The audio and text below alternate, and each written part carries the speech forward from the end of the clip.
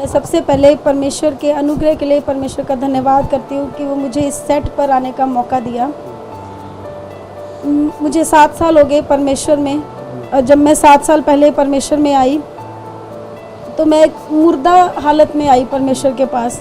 मेरे एक हाथ में मरने की गोली थी और मैं मरने में भी कंफ्यूज थी कि मैं अकेले मरूं कि किसी को साथ लेके मरूं, मुझे यही पता नहीं था। और एक पुलिस वाले भैया उन्होंने डैडी की डेथ के बाद हमारी पूरी फैमिली बिखर सी गई और कुछ समझ नहीं आ रहा था क्या करना क्या नहीं। आपस में ही हमारी सबकी डैडी के बाद खटपट सी हो गई और सब रिश्ते बिखर से गए और कोई जीने का सहारा नहीं था और कोई साधन नहीं था, कुछ नहीं था कि हम क्या करना चाहते हैं आगे। तो मैंने बस मरने का सोच लिया था कि मुझे मरना है, लेकिन कैसे मरना है वो भी कन्फ्यूजन थी।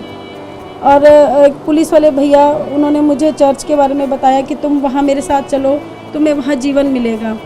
और मैं कितने महीनों तक तो उनकी बात टालती रही, मुझे पुलिस वाले भैया पर विश्वास नहीं था, तो मैं कई महीनों तक टालती रही। फिर एक दिन उनका फ़ोन आया कि मैं इधर ही बैठा हूँ चर्च में, तुम इधर ही आओ। और मैंने उन पर तो भरोसा नहीं किया, लेकिन पता नहीं एक क्या मेरे अंदर आई कि चलो एक बारी चल के देखती हूँ। तो जब मैं गई तो वहाँ पास्टर कंचन मित्तल जी सामने बैठे थे और उन्होंने मुझे बड़े प्यार से बुलाया कि हाँ बेटा बताओ क्या हुआ।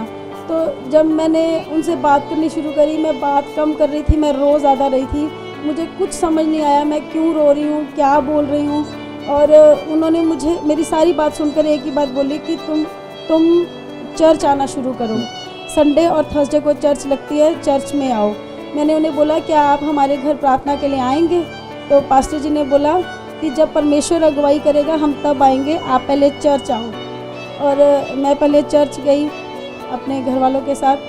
फिर उसके बाद एक दिन वो हमारे घर आए, उन्होंने बोला कि परमेश्वर की अगुवाई हुई है, हम आपके घर आएंगे। तो जब वो हमारे घर आए उन्होंने मुझे बताया कि मैंने आज आपके घर आना था, तो रात को मैं प्रार्थना करके सोई तो परमेश्वर ने मुझे एक बड़ी स्क्रीन पर आपकी पूरी लाइफ दिखाई। और उन्होंने मुझे एक ही बात बोली, उन्होंने मेरी तरफ हाथ बढ़ा के बोला कि परमेश्वर तुम्हारी ओर हाथ बढ़ाता है। और रात को रोई और उन्होंने एक ही बात मुझे बोली कि मेरा रिएक्शन बहुत ही अमेजिंग सा, मतलब कि मैं बहुत ज़्यादा चकित रह गई। मैंने उनको ये बात बोली, मैंने कहा आपको दिखाई किसने, कौन परमेश्वर? मैंने उनसे कुछ ऐसे सवाल पूछे, मैंने कहा मतलब कौन परमेश्वर, मैं कौन?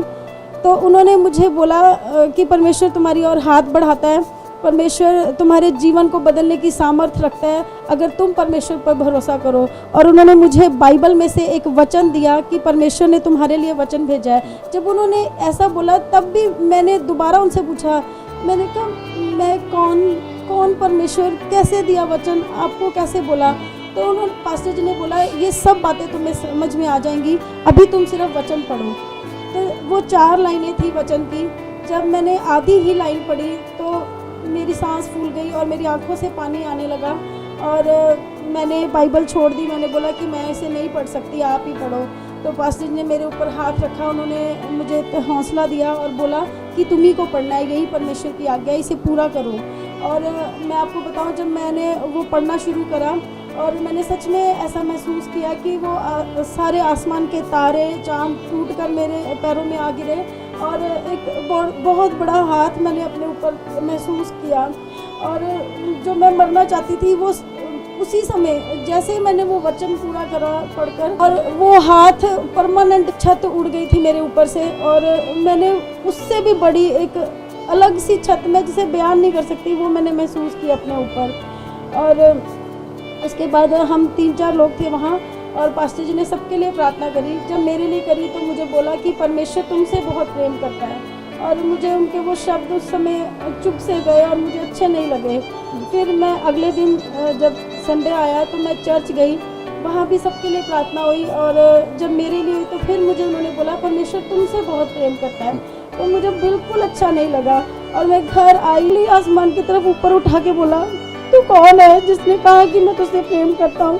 किसी ने आज तक ना किया ना कहा। हाँ परमेश्वर, यदि सच में तू मुझे प्रेम करता है तो मुझे प्रूव कर कि तू मुझे प्रेम करता है। और सच में आज 7 साल हो गए। अब सच में मैं हर दिन रोती हूँ, हाँ परमेश्वर तो सच में मुझे प्रेम करता है और वो सच का पिता है और अपने हर वायदे को हमारे जीवन में पूरा करता है। और उसके बाद मैं सीए कर रही थी परमेश्वर में आने से पहले, लेकिन वो एनी हाउस करके मैं एग्ज़ाम में बैठ ही नहीं पाती थी। और हम जिन तांत्रिकों और शास्त्रियों के जाते थे वो बोलते थे कि सीए बनना तो दूर की बात है, तुम मिशन में आई। तो पास्टर जी ने मुझे मेरे सिर पर हाथ रख के फिर से प्रार्थना करके मुझे बोला, कह रहे कि तुम पेपर दो, परमेश्वर तुम्हें क्लियर करवाएगा। एक दिन उन्होंने मुझे बोला कि तुम कौन से पेपर की तैयारी कर रहे हो। तो मैंने उन्हें बताया कि मैं आखिरी वाले 2 ग्रुप्स होते हैं, पहले 4 पेपर और आखिरी के 4। तो मैंने बोला कि मैं आखिरी 4 पेपर की तैयारी कर रही हूँ। उन्होंने बोला कि तुम पहले 4 की करो। मैंने बोला कि अब तो कुछ ही दिन रह गए और इतनी जल्दी नहीं तैयारी हो सकती। वो बोले कर दिए।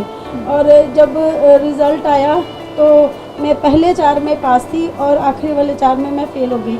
लेकिन इतनी मतलब कि डैडी के जाने के बाद काफ़ी मैंने मार खाई और मैंने मतलब कि इतनी बुराई मैंने लोगों की झेली, उसके कारण कहीं ना कहीं मेरे अंदर बुराई आ गई थी। और कहीं ना कहीं मतलब कि उस बुराई के कारण कहीं ना कहीं मेरे अंदर घमंड भी आ गया था कि हाँ मुझे अब बताना है कि मुझे पता नहीं क्या मिल गया और मुझे अपने आप को प्रूव करना था। और मैं सोचती थी कि मैं सारे पेपर्स में मैं एक ही बारी में क्लियर हो जाऊंगी और सीए बन जाऊंगी। लेकिन मैं पहले 4 में पास हुई, आखिरी 4 में मैं फ़ेल हो गई। और मुझे बहुत बुरा लगा जब मैंने रिज़ल्ट देखा और मुझे बहुत बुरा लगा। और सीधा मैं पास्टर जी के पास आई और मैं उनके साथ बहुत मैंने बहस करी। और मैंने तुम्हें कौन से पेपर देने को बोला था? मैंने बोला पहले 4।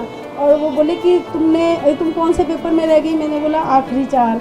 तो फिर उन्होंने बोला कि परमेश्वर की बड़ी योजना है, उसकी योजना में तुम बनी रहो, तुम्हारे लिए योजना बन चुकी है, तुम बस अड़ी और खड़ी रहो और उसी से तुम जयवंत होगे। उन्होंने बोला कि मैंने बोला कि आप बोलते हो कि परमेश्वर की योजना है और हर चीज़ में भलाई छिपी है। मैंने बोला कि सिर्फ इतना बता दो कि मेरे फेल होने के पीछे क्या भलाई छिपी है। तो उन्होंने मुझे बोला कि परमेश्वर खुद तुम्हें उत्तर देगा। उन्होंने बोला कि मुझे मालूम है कि इसमें क्या भलाई है, लेकिन परमेश्वर तुम्हें खुद उत्तर देगा और वो ज़रूर देगा। तो मुझे उस समय ना समझ नहीं आई पास्टर जी की बात, लेकिन मैं अपने मन में सोचती रही इस बात का उत्तर किसी के पास नहीं कि मैं फ़ेल हो। परमेश्वर ने जब मेरे अंदर से वो घमंड की स्पिरिट निकली तब मैंने खुद पास्टर जी को बोला कि आप बिल्कुल सही कहते थे कि इसमें परमेश्वर की भलाई थी। अगर मैं तब सीए बन जाती 6 महीने पहले तो एक घमंडी सीए बनती। लेकिन परमेश्वर ने सच में पहले मुझे दीन किया और परमेश्वर ने अपनी सेवा भी ली। जब मुझे परमेश्वर ने 6 महीने बाद सीए बनाया तो मैं पेपर दिए। पहले मैं देती थी अपनी बुद्धि, अपनी अकल इस्तेमाल करके, फिर परमेश्वर के ऊपर पूरी तरह से भरोसा किया और पेपर दिए। और फिर जो भी सेवा मिली मुझे मैंने वो की और दिन रात की। और परमेश्वर ने अद्भुत रीति से मुझे सीए बनाया।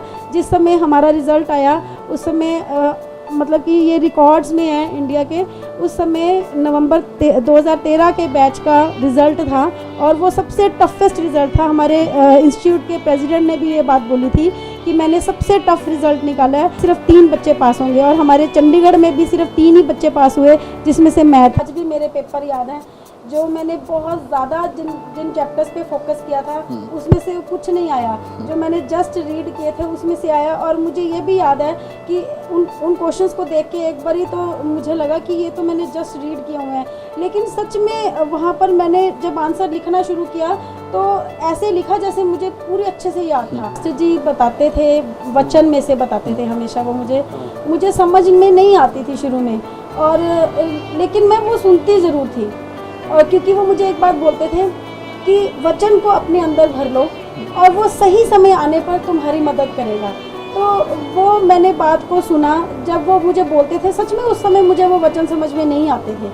वो कुछ भी बताते थे उस समय जैसे लगता था कि मतलब कि ये कैसे होगा, क्योंकि सिचुएशन कुछ और बोल रही होती थी, मतलब परिस्थितियाँ बिल्कुल डिफरेंट होती थी। और जो पास्टर जी बाइबल में से बताते थे, लेकिन वो एक ही बात बोलते थे, तुम्हारी बुद्धि से नहीं होगा, ये परमेश्वर की सामर्थ्य से होगा।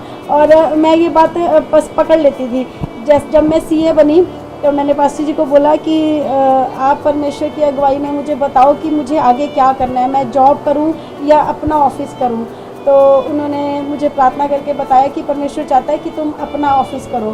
तो मैं उस समय ये सुनने के लिए रेडी थी कि तुम जॉब करो, क्योंकि उस समय फाइनेंशियली मुझे ज़रूरत है, तो मुझे वेट करना है। और आज परमेश्वर के अनुग्रह से मेरे 2 ऑफिसेज हैं, एक मेरी प्रोप्राइटरशिप फर्म है और एक मेरी पार्टनरशिप फर्म है, और परमेश्वर की दया से अच्छी क्लाइंटेज है। और मैंने पास्टर जी के वर्ड्स को, चाहे मुझे समझ में आए नहीं आए, मैंने सुना है। और मैं अब ये कह सकती हूँ 7 साल बाद कि वो हर एक शब्द, जब हर एक परिस्थिति आती थी तो सच में पास्टर जी के बोले हुए शब्द मेरे कानों में गूंजते थे।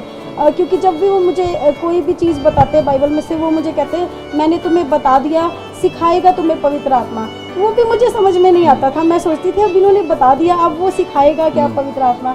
लेकिन जैसे जैसे सिचुएशन मसीह जीवन में मैंने अपने 7 सालों में देखा, बहुत उतार चढ़ाव देखे। मतलब मैंने ये नहीं है कि भी हम आए परमेश्वर में आते ही हमें ब्लेसिंग मिल जाए। मतलब वही बात जो पास्टर जी ने पहले दिन करी कि तुम्हारे लिए योजना बन चुकी है, बस तुम्हें अब अड़े और खड़े रहना है। वही बात मेरे जीवन में अब तक लागू हो रही है कि मैं मतलब कि बस चलती जा रही हूँ परमेश्वर में, और अपने आप समय समय पर परमेश्वर की योजना मेरे जीवन में